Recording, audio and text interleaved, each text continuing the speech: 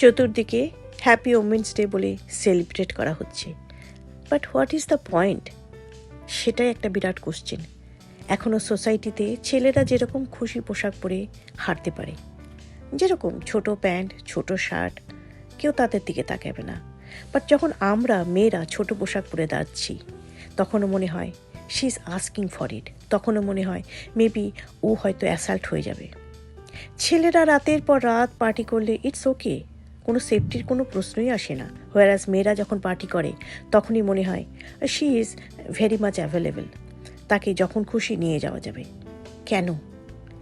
এখনও ছেলেরা যখন বস হয়, রিয়েলি তারা বস, অহংকারের ব্যাপার।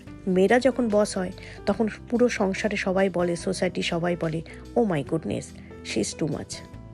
একটা মহিলা সব কিছু সামলায়, yet it is not enough. And top of that, যখন সোসাইটিতে মেয়েদেরকে অ্যাসাল্ট করা হয়, মেয়েদেরকেই কিন্তু ব্লেম করা হয়।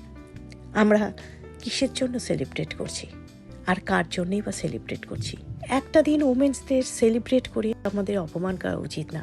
আমরা আমাদের বাঁধন থেকে বেরিয়ে নিজেরা নিজেদের মতন করে বাঁচবো, সেটাই আমাদের কাছে সেলিব্রেশন, ইজন্ট ইট?